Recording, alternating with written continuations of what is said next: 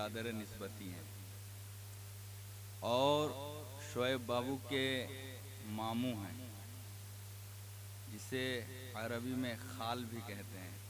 खास है, वो चमड़ा वाला खाल मत मुराद लेना।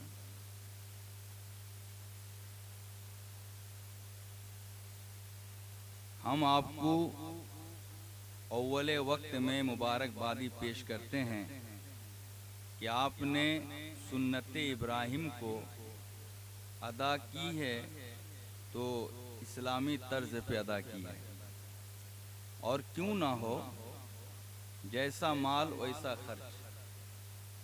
माल अगर हलाल का होगा तो सही काम में खर्च होगा, माल अगर गलत होगा तो सही काम में खर्च नहीं होगा। हमारे उस्तादुल शोरा मोइन शफक साहब ने कहा ना, ये इसका जैसा मामला है। तो मैं इस सिलसिले में वाक़या भी बता देना चाहता हूँ। जब इस वाक़या को, मैं बहुत लंबी तकरीर करूँगा, जबकि मैं बहुत शॉर्ट तकरीर करता हूँ आजकल, क्योंकि जानता हूँ हमारे स्टेज में काफ़ी खुताबा हैं। आज इसलिए लंबी तकरीर करूँगा कि आवाम नहीं है, ताकि लोग ये ना सोचे कि ये लोग देख के बोलते हैं। लोग ये जान ले आज हम मजमा देख के नहीं बोलते हैं, अकीदत देख के बोलते हैं।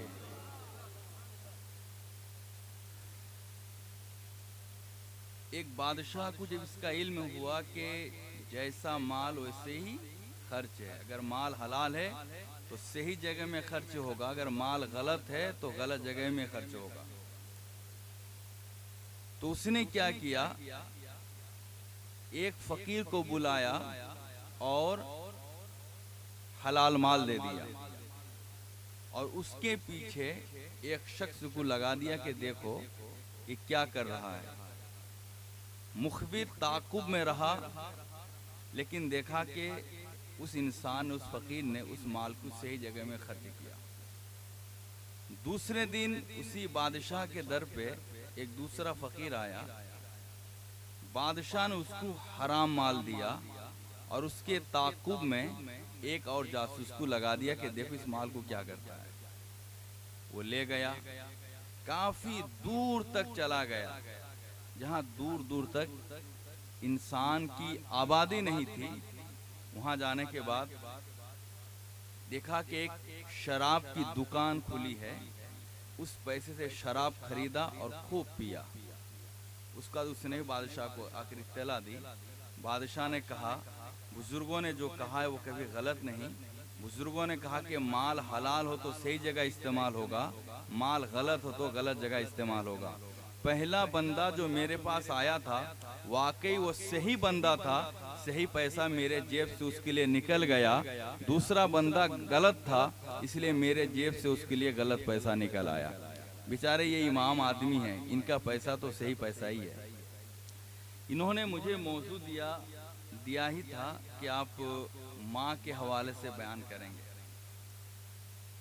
तो इतना मसरूफ आदमी हूँ कि क्या कहूँ।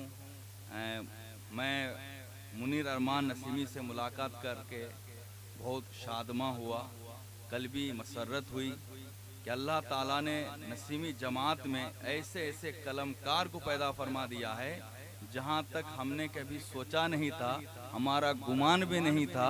लेकिन हर आए दिन ऐसी शख्सियत से मुलाकात होती जाती है, हमारे दिल की कलियां खिलती चली जाती है। लेकिन मैं इतना मसरूफ आदमी हूं कि क्या कहूं। अल्लाह की मर्जी हुई कि मैं वालिदैन से भी महरूम हूँ। वालिदैन हमारे दुनिया में ना रहे तो घर की सारी जिम्मेदारी मेरे सर पे।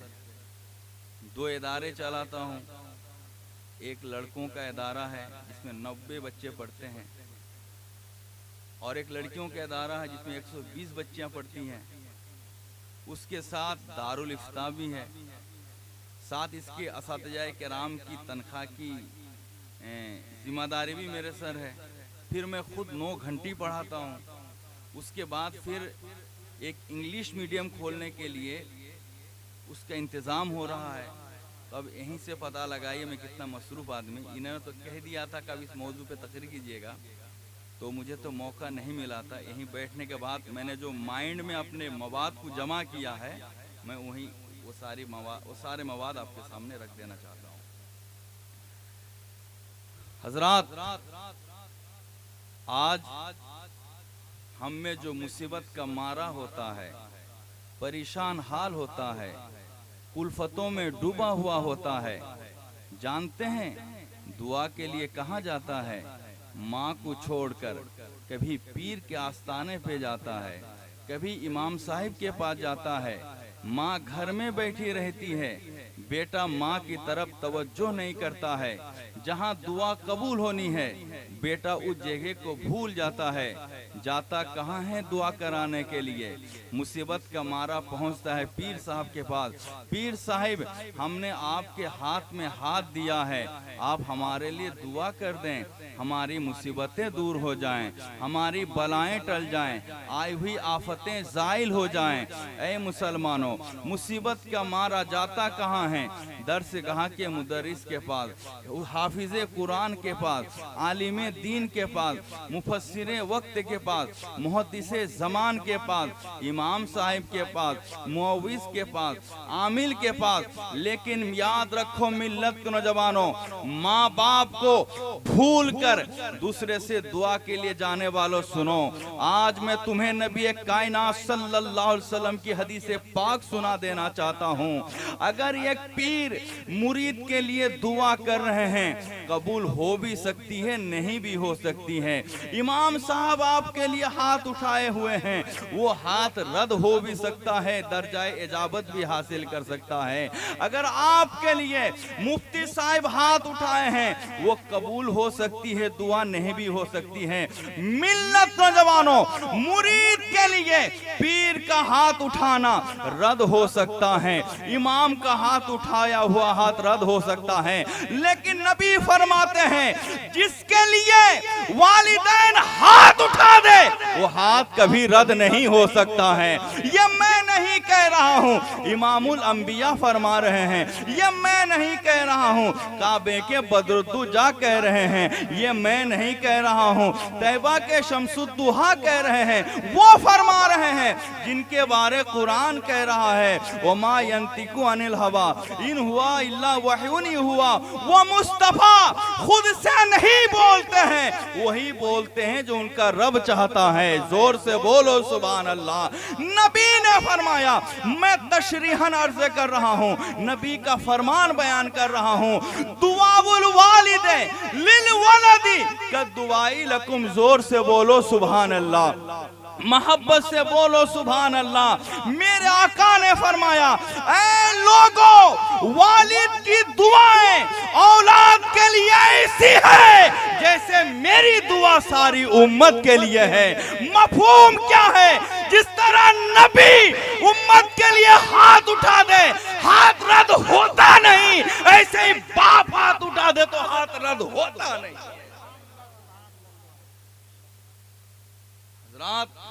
अब आओ मैं आपको बताता चलूं, ऐ मुसलमानों, माँ बाप की शान सुनते चलो, ईमान ताज़ा हो जाएगा।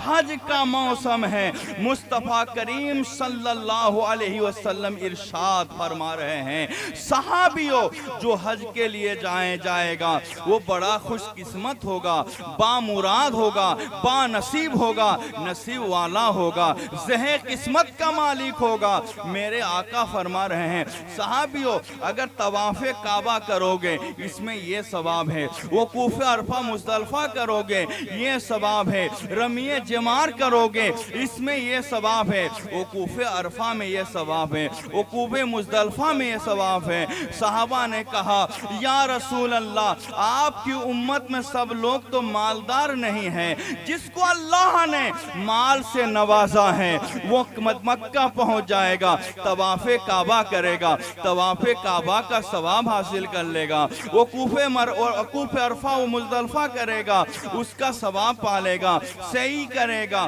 सवाब पालेगा, ज़मज़म पिएगा, सवाब पालेगा। लेकिन या रसूल अल्लाह, आपकी उम्मतों में जो गरीब हैं, नादार हैं, मुफलिस हैं, चलने की कुव्वत नहीं है, बिस्तर पे सिसक रहा है, या रसूल अल्लाह, आपकी उम्मत में जो बेहाल है, या रसूल रसूल अल्लाह, वो अगर चाहेगा तवाफ काबा का सवाब हासिल करने के लिए वो क्या करेगा? या रसूल अल्लाह, आपकी उम्मत में जो गरीब है अगर वो उसके दिल में ये शौक पैदा हो जाए वो कूफा अरफा मुज़दलिफा का सवाब हासिल करेगा, वो क्या करेगा या रसूल अल्लाह? नबी कायनात की रहमत जोश में थी, आका कायनात करम फरमाते हुए सहाबियों से कहते हैं, सहाबियों तुमने भीख मांगा है, मैं तुम्हें खाली दामन नहीं लौटाऊंगा। तुमने सवाल कर दिया है, मैं तुम्हें मायूस नहीं करूंगा, मैं तुम्हें वापिस ऐसे ही नहीं करूंगा। सहाबियों तुम ये पूछ रहे हो, तुम ये जानना चाहते हो तवाफे काबा में ये सवाब है, तुम ये जानना चाहते हो वो कूफा अरफा मुज़दलिफा में ये सवाब है, और मेरी उम्मत में जो गुनहगार है, गरीब है और इस्तेताअत नहीं रखता है, उससे वकूफ़ अरफा मुज़दलिफा का सवाब कैसे मिलेगा? मेरे आका ने फरमाया, सुनो साहबियों, जवाब सुनो, जिसके पास पैसा है मक्का जाए तवाफ़े काबा करे, जिसके पास पैसा नहीं माँ के चेहरे की ज़ियारत करे तवाफ़े काबा का सवाब पाएगा, वकूफ़ अरफा मुज़दलिफा का सवाब पाएगा, पूरे हज का सवाब पाएगा। अरे लगाओ लगाओ नारा लगाओ। अल्लाहु अकबर, या रसूल अल्लाह, जिंदाबाद जिंदाबाद जिंदाबाद।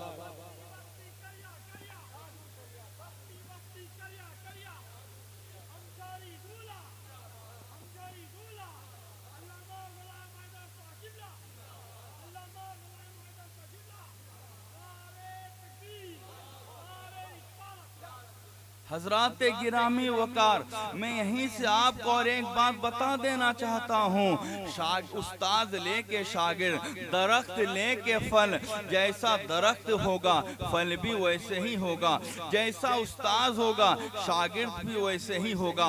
अब जरा गौर करो, सहाबाए किराम किसी और के शागिर्द नहीं थे, वो मुस्तफ़ा करीम के शागिर्द थे, बड़े होशियार थे। सहाबा ने कहा, अच्छा या रसूल अल्लाह, बात तो यहाँ समझ में आ गई, जिनकी माँ दुनिया में है, जिनका बाप दुनिया में है, वो तो ये नेकी से अपने आप को माला माल कर लेगा, फैज़याब कर लेगा, इक्तिसाबे फैज़ कर लेगा। लेकिन या रसूल अल्लाह, जिनकी माँ दुनिया में नहीं है, कब्र में चली गई है, वो इंसान अगर गरीब हो और नेकियां कमाना चाहे वो फिर क्या करेगा? अगर वो गरीब हो, मक्का नहीं जा पा रहा हो, मदीना नहीं जा पहुंच पाए, और ऐसी सूरत में वो अगर तवाफ़े काबा का सवाब हासिल करना चाहे वो क्या करेगा? उसे कैसे हासिल होगा? या रसूल अल्लाह, जिसकी माँ दुनिया में है, माँ के चेहरे की ज़ियारत करके तवाफ़े काबा का सवाब कमा लेगा, वो कूफे अरफा का सवाब हासिल कर लेगा, वो कूफे मुज़दलिफा का सवाब हासिल कर लेगा। लेकिन जिसकी माँ जमीन पर नहीं जमीन में है, वो अगर सवाब हासिल करना चाहे उसकी क्या सूरत होगी? मेरे आका की रहमत मज़ीद जोश मारती है और कह उठती है, ऐ साहबियों, जिसकी माँ जमीन पर है माँ के चेहरे की ज़ियारत करे, जिसकी माँ जमीन में है कब्र की ज़ियारत करे, उसे हज का सवाब मिल जाए। नारे तकबीर, नारे रिसालत, अज़मत वालिदैन कॉन्फ्रेंस, नारे तकबीर। माँ बाप की शान और फजीलत अगर जानना चाहते हैं, इस शरई मसला से आप अंदाजा लगाएं। हमारे फुक़हा ने फरमाया, अगर किसी की माँ काफिरा है, क्या है? काफिरा है, और वो मंदिर जाना चाहती है, रास्ता भूल गई है, तो रास्ता मत बताओ, रास्ता, क्योंकि यहाँ गुनाह पे मदद करनी है। अगर माँ मंदिर में है और आने के लिए रास्ता भूल गई है तो जाके ले आ गया, जाकर अब देखो, देखिए माँ काफिरा है और बावजूद इसके इस्लाम उनकी कद्र का हुक्म देता है। अब जिसकी माँ मुसलमान है, बाप साहिब ईमान है, उनकी कितनी इज्जत और कद्र है इस्लाम में। माँ बाप के नाम पे दूसरों को चहलनुम और बरसी खिलाने वालों, माँ बाप को खाना ना देने वालों, बहुत से लोगों को आप देखेंगे दुनिया में माँ बाप को खाना नहीं देता है। बहुत से लोगों को आप देखेंगे कि दुनिया में माँ बाप को खाना नहीं देते हैं, लेकिन जब माँ मर जाती है तो माँ के नाम में हजारों को जो है गोश्त और बिरयानी खिलाता है। सही ना गलत? अरे बेवकूफों, माँ के नाम से खिलाने वालों, उतना ही खाना माँ को जिंदगी में खिला दो, इंशाअल्लाह मेरा रब तुम्हें माफ फरमा देगा। सदरुल अफाजिल ने तफसीर खज़ाइनुल इरफान में तहरीर फरमाया है, एक शख्स नमाज का पाबंद है, रोजा भी रखता है, तिलावत कुरान भी करता है, फराइज को वक्त पे अदा करता है, लेकिन उसके माँ बाप अगर उससे नाराज हैं तो अल्लाह ना उसकी नमाज कबूल करेगा, ना उसका रोजा कबूल करेगा, ना उसका हज कबूल करेगा, ना उसे जन्नत में जगह देगा। अब आओ इस हवाले से मैं एक हदीस पाक भी पेश कर देना चाहता हूँ। कयामत का दिन होगा, लोग नफ्सी नफ्सी के आलम में होंगे। एक शख्स को लाया जाएगा जिसकी नेकियां इतनी होगी जैसा कि पहाड़ है, यानी पहाड़ बराबर नेकियां होगी। वो आदमी आएगा, नेकियों को लेकर हुआ आएगा, उसकी नेकियां दोनों तरफ पहाड़ की तरफ होंगी। वो खुशी से मचल मचल के आएगा, इस ओज़्दे में आएगा, मेरे दोनों तरफ तो नेकी ही नेकी हैं, मैं तो नेकियों का पहाड़ लेके जा रहा हूँ हिसाब देने के लिए, मीज़ाने अमल में तोलने के लिए। मेरे लिए तो जन्नत ही जन्नत है। ऐ मुसलमानों सुनो, अब गौर करो, उस इंसान की उन सारी नेकियों को तराजू के एक पर्रे में रख दी जाएंगी, नेकियों का पर्रा भारी हो जाएगा, वो इंसान खुशी से मचल उठेगा, फरिश्ते उस इंसान को जन्नत की तरफ लेकर बढ़ जाएंगे। गैब से आवाज आएगी, फरिश्तों अभी रुक जाओ, अभी रुक जाओ, इन्हें अभी जन्नत की तरफ ना ले जाओ। फिर गैब से ये कागज उड़ता हुआ आएगा, दूसरे पर्रे में उस कागज को रख दिया जाएगा। वो पर्रा जो होगा वो गुनाहों का पर्रा होगा। जैसे ही वो कागज उस पर्रे में आ जाएगा, गुनाह का पर्रा भारी हो जाएगा, गुनाह का पर्रा भारी हो जाएगा। ये इंसान घबरा उठेगा, चौंक जाएगा और अर्ज करेगा, मौला करीम बात समझ में नहीं आ रही है, मैं तो तेरी बारगाह में नेकियों का पहाड़ लाया था। ऐ मौला, जब मेरी नेकियां तौली गई तो नेकियों का पलड़ा भारी हो गया था। उस कागज में मेरा कौन सा गुनाह था जो मेरी सारी नेकियों पे भारी हो गया? वो कौन सा गुनाह है यार?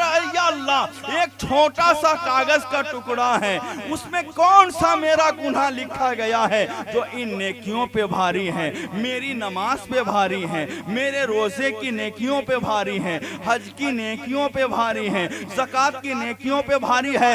ऐ माँ बाप को सताने वालों, ऐ अपनी बीबी और साली को खुश रखने के लिए माँ बाप को दर से हटाने वालों, सुनो, नबी कायनात फरमाते हैं, गैब से आवाज आएगी, ऐ मेरी इबादत करके नेकियों का पहाड़ लाने वाला सुन, ऐ मेरी बारगाह में हज करके नेकियों का पहाड़ लाने वाला सुन, तेरी ये सारी नेकियां को मैंने एक पन्ने में रखा, दूसरे पन्ने में मैंने तेरे सिर पे उस गुनाह को रखा। एक बार तूने अपनी माँ को गलत नजर से देखा था, ये उसी गुनाह का कागज है।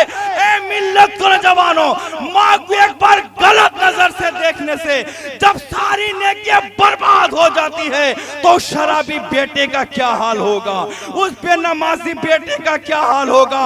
इसीलिए तो शरहुस सदूर में अल्लामा जलालुद्दीन सयूती शाफई रहमतुल्लाह अलैह ने फरमाया, जो आदमी माँ बाप को सताता है, नमाज नहीं पढ़ता है, शराब का आदी है, खौफ है कि उसकी मौत कुफ्र पे हो गई, वो मरेगा कुफ्र पे। ए मिल्लत नौजवानों, इसीलिए हमारे उलमा कहते हैं इंसान अगर गुनहगार है, माँ बाप अगर राजी है तो उसका बेड़ा पार है, बेड़ा पार है, बेड़ा पार है।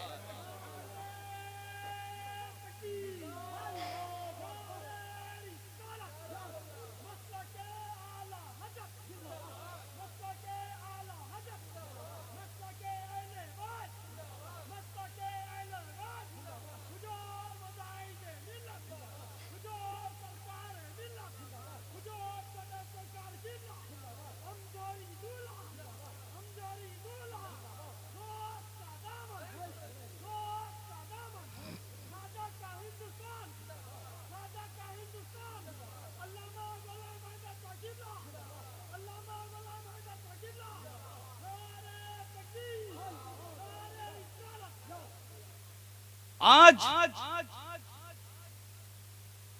हम में अगर कोई वली बनना चाहता है तो कहाँ जाता है? जंगल जाता है। क्या करने के लिए? अल्लाहु अल्लाहु करने के लिए, दिल साफ करने के लिए। लेकिन सुनो, वली भी अगर कोई बनेगा तो उसे माँ के कदमों से ही वलायत मिलेगी। जोर से बोलो अल्हम्दुलिल्लाह। मेरे मिजाज से वाकिफकार लोग अच्छी तरह जानते हैं कि कोई बात में बगैर दलील के करता ही नहीं हूं। इसीलिए तो कोई भी मुझसे बहस के लिए, चाहे वो किसी भी मसलक से ताल्लुक रखता है, तैयार नहीं होता है। चाहे वो वहाबी हो, चाहे देवबंदी हो, चाहे कादियानी हो, चाहे तफजीली हो, चाहे राफजी हो। अल्हम्दुलिल्लाह, मैंने तो मुंबई की सरजमी पे आधे घंटे में एक देवबंदी का मैंने वार्ड लगा दिया।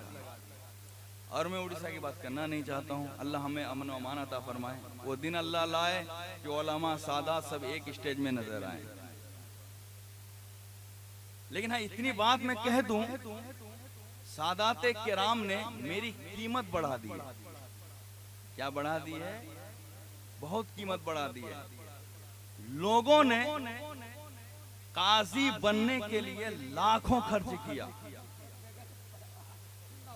लाखों खर्च किया। नारे तकबीर, नारे रिसालत, या गौस सरकार नसीम अख्तर कादरी, सरकार वसीम अख्तर कादरी, काजी उड़ीसा मुफ्ती गुलाम हैदर साहब किबला, नारे तकबीर।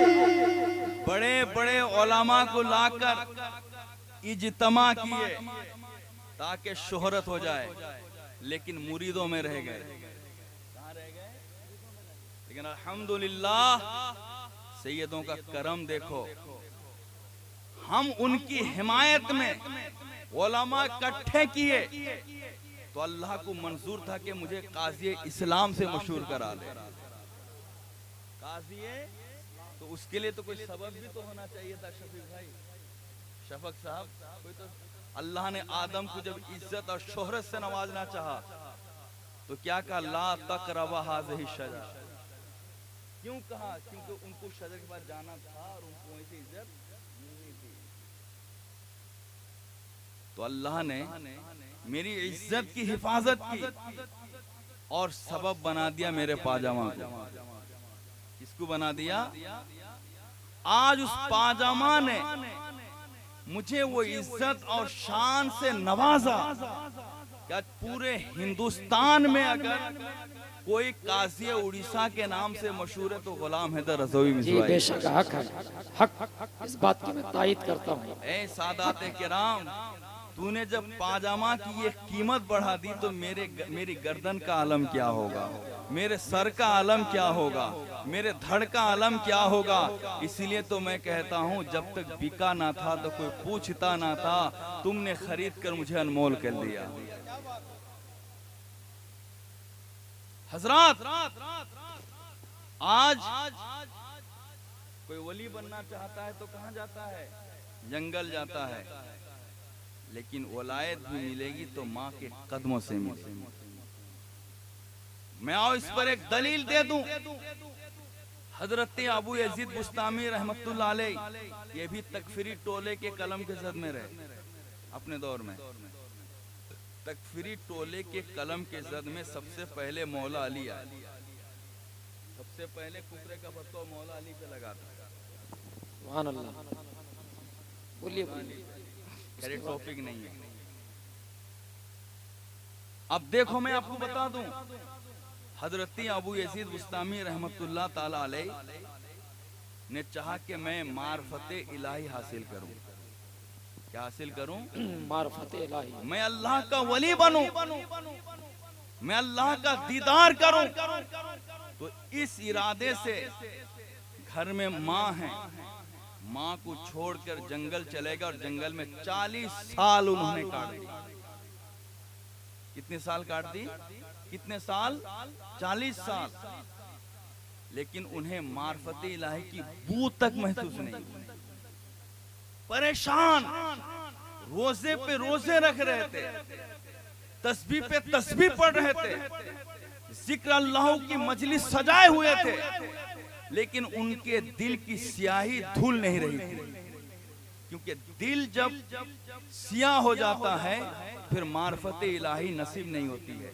दिल जितना साफ होगा मार्फत इलाही उतना मिलेगी।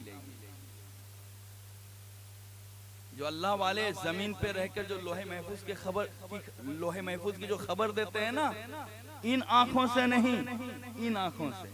हमारे भी यहाँ 2 आंखें गुनाहों की वजह से बंद पड़े हैं।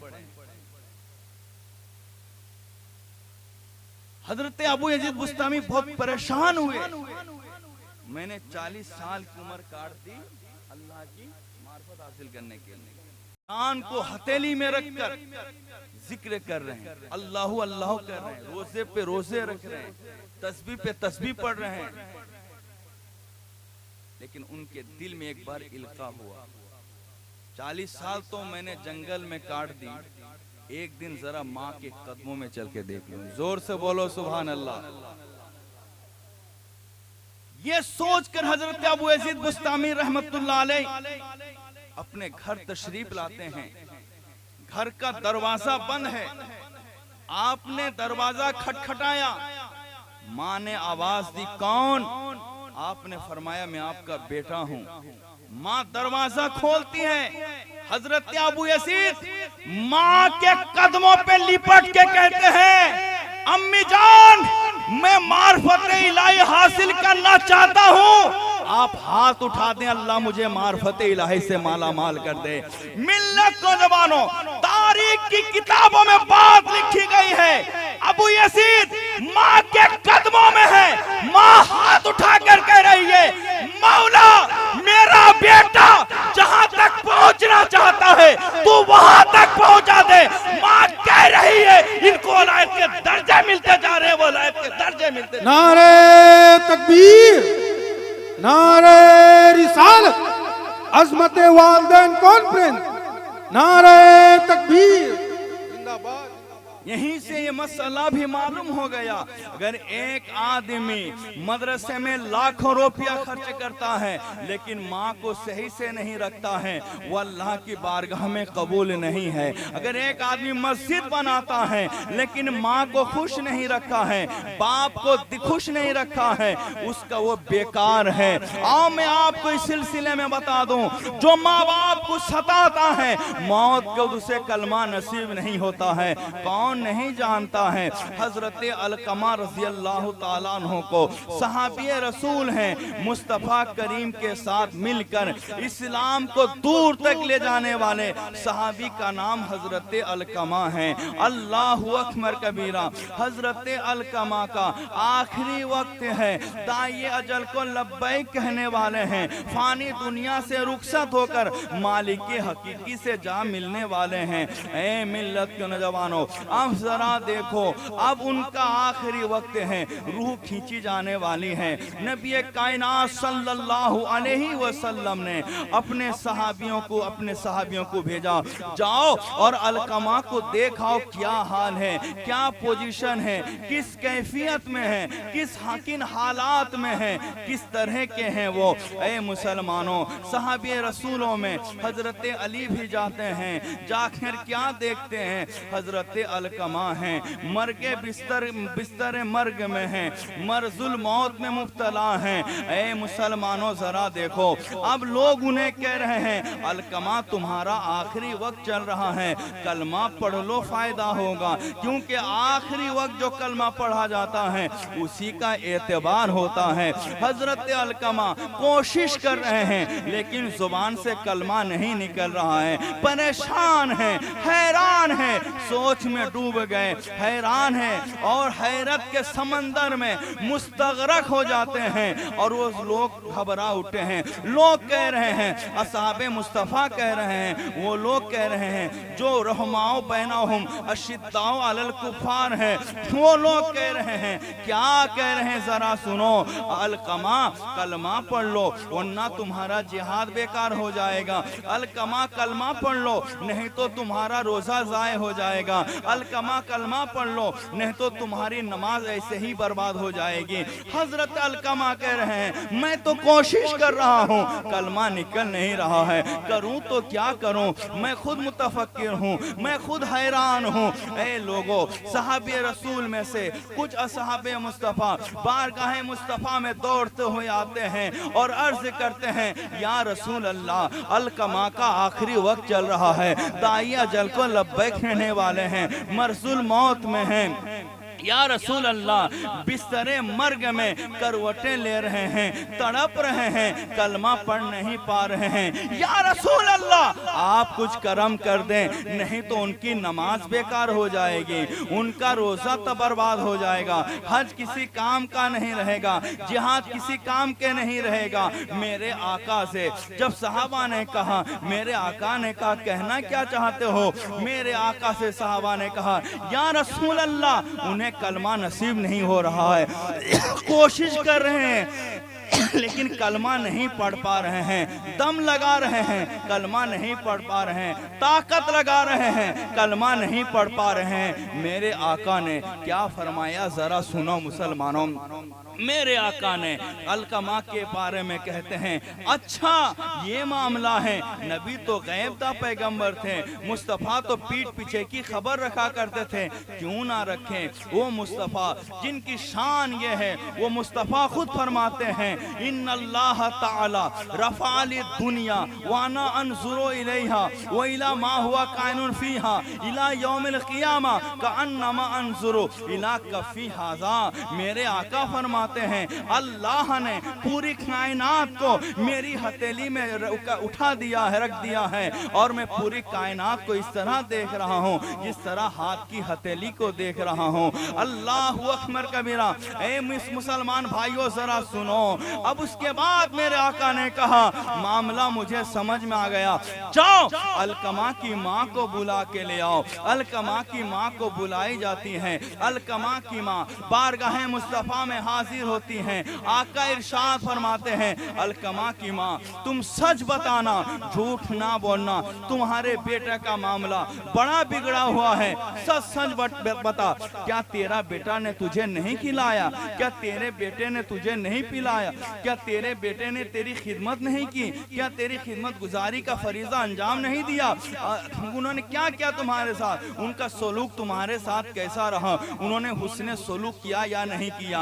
हजरत अलकमा की माँ कहती हैं, या रसूल अल्लाह, मेरे बेटे ने मुझे बेहतर अंदाज में खाना खिलाया, बहुत अंदाज में मेरी खिदमत की, बहुत उम्दे